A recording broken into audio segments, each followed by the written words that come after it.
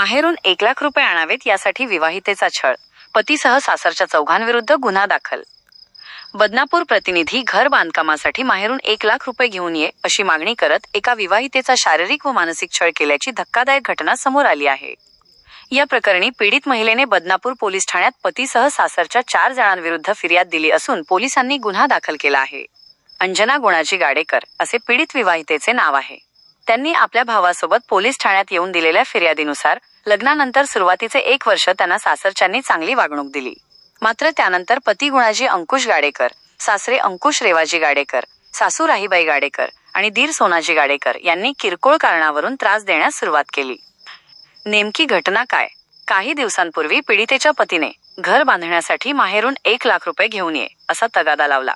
पीडितेच्या वडिलांची आणि भावाची आर्थिक परिस्थिती नाजूक असल्याने त्यांनी असमर्थता दर्शवली.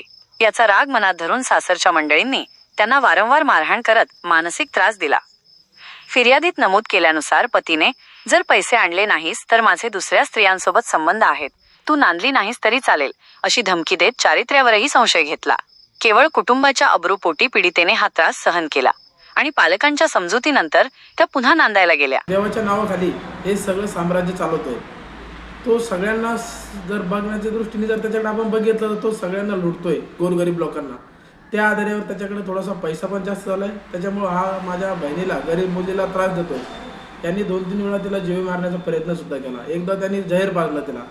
त्याच्यानंतर तो आपल्याकडे वारंवार पैशाची मागणी करत होता. त्याला बऱ्याच वेळा आपण पैसेही दिले तरी पण तो छळ त्याचा चालूच होता. आणि त्यांनी खूप ठिकाणी खूप वेळा सांगितलं की मी ह्या मुलीला वागवत नाही, असं करत नाही, किंवा ही मला लागत नाही, हिला मी मर्डर करेल, अशा त्याच्याकडचे आपल्याकडे रेकॉर्डिंग पण आहे. याच्यामध्ये कुठलंही चुकीचं काय आपण सांगितलेलं नाही आहे. आणि दुसरी गोष्ट ही आपण बाईट याच्यासाठी बनवतोय की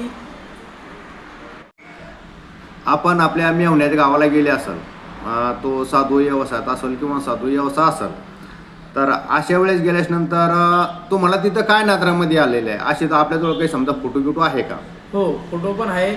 आणि त्याची जी बघण्याची जी नजर आहे ती वाईट आहे. प्रत्येक स्त्रीला तो वाईट नजरेने बघतो.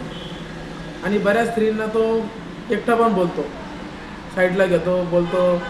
आणि तिथे ना देवाचा हा प्रकार त्यांनी काहीच नाही ठेवलेला आहे. देव फक्त त्यांनी तिथे नावाला ठेवलेला आहे. कोणता देव आहे तिथं? महादेव आहे. महादेवाच्या नावाखाली.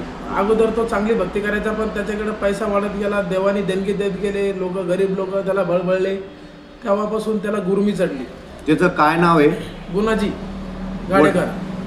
गाव कोणतं? मारसावळी.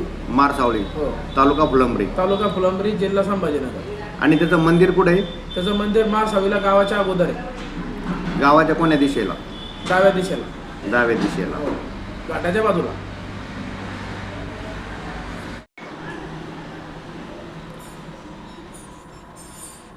बदनापूर तालुक्यातील तळणी येथील तळणी गावातील नागरिक. काय नाव आपलं? परमेश्वर सोमिनाथ तोळेकर. मोठ्यानं बोला. परमेश्वर सोमिनाथ तोळेकर. मामा तुमचं काय नाव आहे? विनायक तोळेकर. आता तुमची त्याच्या अंजनानं काय केलेली, पोलीस स्टेशनमध्ये फिर्याद दिलेली. तिला तिच्या नवऱ्याकडून सगळी तकलीफ होती, तर या बाबतीत आपली काय प्रतिक्रिया आहे? हा होती, मी सुद्धा होतो त्याच्यात. 1-2दा आणण्यासाठी आम्ही 2-3दा मिटवलं होतं ते. पण त्या माणसाचे 2-3 अनैतिक संबंध असल्यामुळं ते नाही जमलं त्याचं. हिला ते संबंध असल्यामुळं 2-3 बाऱ्या जीवे मारण्याचे प्रयत्न केला. त्यामुळं आम्ही तिला आता पाठवू शकत नाही. तर ज्या टायमाला समजा तुम्ही तिथे गेला तो महाराज व्यवसाय करतो का? हा, बंधू बाबा येते. थोडं लोकांची फसवेगिरी चालू आहे त्याची. आणि थोडेफार पैसे उचलतो तो. असे म्हणजे 11 प्रत्येक भागाकडून 11,000 रुपये लोक देते. चालेल, ओके.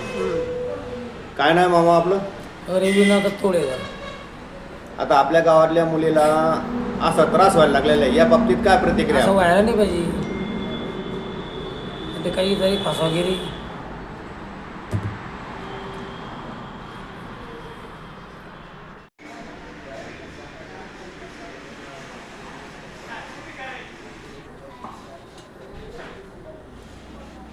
आपण तळणी गावाचे सरपंच ओळेकर आज तुमच्या गावातल्या मुलीनं बदनापूर पोलीस स्टेशनला फिर्याद दिलेली.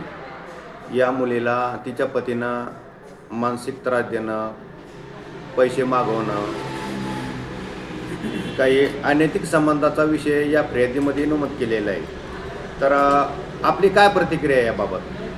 गोष्ट अशी आहे की आम्ही त्या गुणाजी गाडेकर याच्या घरी आमच्या गावातले एक 7-8 जण समजून सांगण्याकरता त्या मुलीला घेऊन तिथं गेलो असता आम्ही असे 10-20 जण बसलो. त्याला आम्ही बोलवलं. मी स्वतः त्याला बोलवायला गेलो. मला म्हणतो, तुमचं इथं काय आहे? तुम्ही कुठले सरपंच आहे? तुम्ही तुमच्या गावात काय असेल ते तुम्ही तुमचं भाव. माझी बायको आहे, मी माझ्या बायकोचं काय करायचं ते मी ठरवीन. तुम्ही मला सांगणार कोण आहे? मी आणि माझे लफडे जाणे, तुम्हाला त्याची घेणं काय आहे? पण भानगड अशी आहे की मुलगी आमची आहे, लेकबाळ आमची आहे, मुलगी गरीब आहे. तिनं तिच्या चारित्र्यावर संशय घेणं, तिच्याबद्दल काही अशा अनेक गोष्टी विपरीत करणं, तिला औषध पाजणं, गळा दाबून मारणं, म्हणजे अशी भयानक कृती त्या महाराजांना केल्यात. आता महाराज म्हणावं तर महाराज म्हणायची लायकी आज मला तर असं काही वाटत नाही तिची राहिली म्हणून.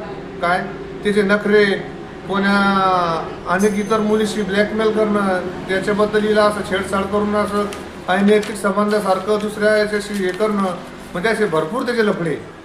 समजून सांगलं होतं कारिगरीची भाषा, मगरुरी, आणि एक त्यांना असं एक तो बाजार मांडला काय की लोक बोलवून असं काहीतरी भोंदूबाबासारखं करणं, पैसे छिनीनं, सगळं म्हणजे असे मूर्खाचे लफडे त्याला सुरू केले साहेब. ते सगळ्या गोष्टी सगळं म्हणजे तिथं तुम्ही जाऊन पाहिलं तर तुम्ही माणसांना बाबा काय दुकान लावली अशी, काही तो महाराज नाही, काही नाही, पण एक मगरुरी मस्ती त्याला लोकांच्या पैशातून आली. त्याच्यामुळं त्यांना त्या मुलीचा आमच्या छेड लावला. तिला असं एकदम असं घाणघाण बोलणं, तिच्यावर काही संशय घेणं, आणि मी पाहून घेईन, मी तिला काय करायचं, माझी बायको आहे, मी तिला काय करायचं ते मी पाहिजे काय, म्हणजे अशा त्या भरपूर गोष्टी आम्ही तिथं जाऊन त्याला समजून सांगितलं. तर त्याची पूर्ण आयरीगैरीची भाषा जेव्हा मला कळलं, आमच्या गावातले 10 लोक होते, आम्ही सगळ्या मिळून त्याला समजून सांगू राहिलो बाबा अरे, तर त्याची मानसिकताच नाही आहे. तिचं काय नाव आहे पूर्ण? त्याचं काय गुणाजी गाडेकर नाव आहे त्याचं. गाव कोणतं आहे? तिचं मारसावळी गाव आहे, तालुका फुलंब्री. तालुका फुलंब्री, संभाजीनगर जिल्हा आहे.